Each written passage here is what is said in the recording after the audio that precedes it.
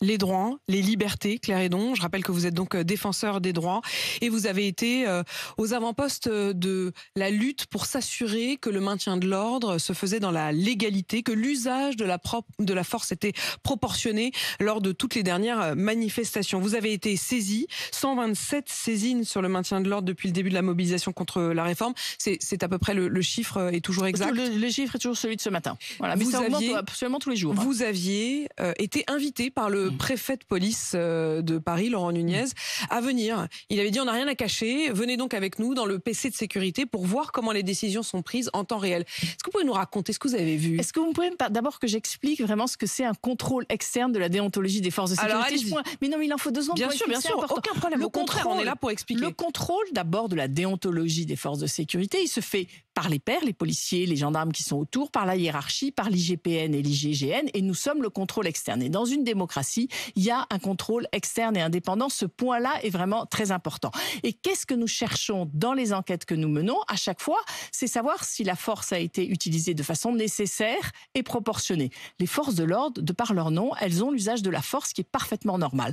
Mais dans une démocratie, cette force, elle est contrôlée. Nous, ce que nous cherchons à chaque fois à savoir, c'est si c'était nécessaire et proportionné. Et effectivement, donc aller dans la salle de commandement à l'invitation du préfet Nunez, que j'avais déjà rencontré dès qu'il a été nommé. Enfin, les échanges avec le préfet de police de Paris. Vous n'avez pas attendu que les manifestations dégénèrent pour vous intéresser à la question de l'usage proportionné ou non de la force. Et surtout à échanger avec les forces de l'ordre, avec le directeur général de la police, avec la gendarmerie. Nos échanges sont absolument réguliers. Et donc, aller dans la salle de commandement, je dirais, fait partie de nos enquêtes en général où on cherche à comprendre pas simplement le fait, c'est-à-dire la violence qui a été utilisée à un moment et de savoir si elle était nécessaire et proportionnée, mais dans cette enquête, nous cherchons aussi à savoir quel est l'encadrement, quels ont été les ordres donnés, quelle a été la formation. Et donc, effectivement, aller en salle de commandement est intéressant parce que ça participe effectivement à ce qu'on arrive à comprendre dans le maintien de l'ordre. Je vous redis que le maintien de l'ordre, le but premier, c'est la liberté de manifester et en préservant l'intégrité des manifestants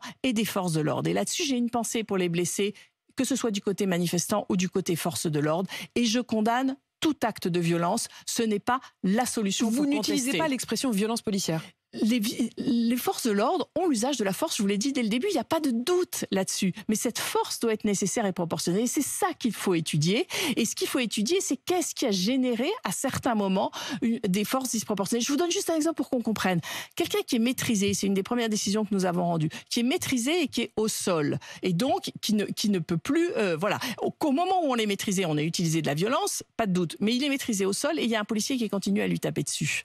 Ce policier, casqué, cagoulé, sans RIO visible. Nous n'avons jamais réussi à savoir qui c'était. Les policiers autour ne savaient pas, l'encadrement ne savait pas. Donc on n'est même pas sûr qu'il est policier? Si, on est absolument sûr qu'il est policier. Et évidemment, entre nous, je doute parfaitement que ne savaient pas autour qui c'était. Et donc ça, c'est absolument... Ce que vous voulez dire, c'est quand vous dites qu'ils ne savent pas, en fait, vous pensez qu'ils savent très bien et que tout le monde se tait, que tout le monde couvre. C'est inadmissible. Ou en tout cas, alors si je veux dire... C'est très grave ce que vous dites. Ça veut dire que l'encadrement, c'est-à-dire que les collègues ont couvert un acte répréhensible. Si l'encadrement de la police n'est pas capable de savoir qui c'est, je trouve ça quand même excessivement inquiétant. Et donc ça milite bien dans ce que nous disons, le port du RIO visible. Le port du RIO visible qui permet d'identifier... Le RIO, c'est donc le numéro d'identification des policiers. Et c'est ça qui est absolument vraiment indispensable. Ce que vous dites, c'est qu'il y a une culpabilité partagée. Il y a au minimum une complicité. Dans le fait je garde un doute au fond de moi sur le fait que personne n'ait réussi à savoir qui c'était. Voilà, je ne peux pas ne pas douter. Ou en tout cas,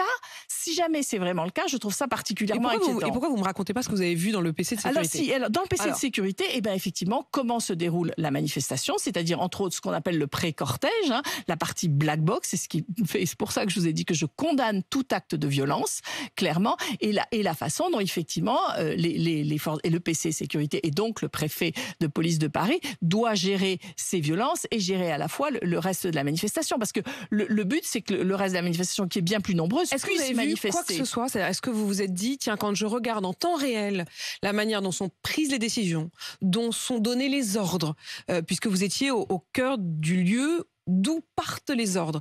Est-ce que vous avez eu le sentiment qu'à ce niveau-là, à cet échelon-là en tout cas, il y avait des excès, des abus? Mais je ne suis pas, quand on est en salle de commandement, en capacité d'évaluer cette question. En fait, ce que je vous ai dit, à chaque fois, ce que nous observons, c'est des actes où la force a utilisé de façon ni nécessaire ni proportionnée. Mais effectivement, dans quelles conditions aussi sont mis les forces de sécurité? Mais c'est pas des moments qu'on peut voir. Et d'ailleurs, mais le préfet de police lui le dit lui-même, il ne voit pas l'ensemble des actes, il les voit après dans les vidéos qui circulent. En revanche, je trouve que quand il y a, et on voit en ce moment des vidéos, on va mener des enquêtes. Nous, il nous faut du temps pour mener des enquêtes en contradictoire. Nous sommes totalement impartials d'aucun côté et nous allons mener des enquêtes. Plusieurs affaires sont devant les tribunaux, donc il nous faut l'autorisation du procureur pour enquêter. Donc tout ça va prendre du temps et évidemment que nous rendrons ce qu'on appelle nous une décision cadre, enfin je veux dire un rapport plus général sur l'ensemble du maintien de l'ordre pendant cette période-là. Ce qui m'inquiète, c'est qu'en fait en ce moment nous ne sommes pas dans une désescalade de la violence. Et quand j'observe ce que font nos voisins, parce que j'ai beaucoup d'échanges avec nos homologues, et qu'est-ce qui se passe en Grande-Bretagne, en Allemagne, dans les pays du Nord, gèrent, eux, les débordements de manifestations? Ils sont aussi confrontés à des black box, et comment ils les gèrent. Et ils ont beaucoup plus travaillé sur cette question de la désescalade de la violence. Et la désescalade, elle se joue à tous les niveaux, et je pense que c'est absolument indispensable d'avancer, parce qu'autrement, on va continuer à une violence qui augmente. Si je vous écoute et si j'essaie de comprendre les sous-titres, Claire Hédon, ce que vous laissez entendre, c'est que malgré tout, ce serait aux forces de l'ordre, aux politiques, de mener la désescalade. C'est clairement à tous les niveaux. Vraiment, c'est exactement ce que vous êtes en train de dire. Cette désescalade se joue à tous les niveaux. Elle s'est manifestée par quoi, la désescalade? Quand vous dites nos voisins, les Allemands, les Anglais, ils ont travaillé sur la désescalade. C'est quoi la désescalade? Ça se manifeste par quoi? Par exemple, beaucoup dans ce que nous avions préconisé, et qui est d'ailleurs dans le schéma de maintien de l'ordre, mais qui n'est pas complètement appliqué pour l'instant, c'est toute la question de communiquer, de mieux communiquer avec les manifestants. Ça veut dire quoi? Ça veut dire prendre des mégaphone et leur dire voilà ce qui va se passer. Exactement, c'est aussi basique que ça. Mais on a vu aussi des images de fin de manifestation, par exemple, avec des policiers qui prenaient les mégaphones en disant la manifestation est terminée, nous vous demandons de vous disperser et de partir. Ça n'a pas été suivi de fait. Oui, mais alors là, on est typiquement, est-ce qu'il y a besoin d'utiliser la violence pour disperser? Est-ce qu'il ne faut pas attendre un petit peu que ça se disperse pour que ça ne se passe pas dans la violence? Dans les réclamations que nous recevons, là, dans les 127, il y a des situations, vous savez, ce qu'on appelle de NAS, donc de personnes qui n'ont pas pu sortir. Or, le Conseil d'État est très précis sur le fait qu'il peut y avoir des NAS, mais il faut qu'il y ait un point de sortie. On a plusieurs sur des questions de violence. On a sur des arrestations considérées par les gens comme arbitraires et avec des gardes à vue. Est-ce que vous avez aussi des saisines de la part, par exemple, de commerçants, de gens qui étaient dans la rue, qui ont eu leur vitrine abîmée? Non, parce que alors on a je voulais vous le dire quand même des saisines de journalistes qui est quand même assez nouveau, qui n'ont pas pu exercer leur travail. C'est absolument pour nous c'est nouveau. Non, alors vous avez raison, nous ne sommes pas compétents sur la question des manifestants qui utilisent de la violence, je pense aux black box, ni sur les commerçants qui ont des vitrines détruites. Mais ça, c'est juste la loi organique et la Constitution. La Constitution nous a dit de défendre les droits et les libertés. Notre domaine de compétence, c'est le contrôle externe de la déontologie des forces de sécurité. Le reste, les commerçants, c'est devant les tribunaux. Enfin, je veux dire, c'est la justice qui doit faire son travail, mais c'est pas nous, là.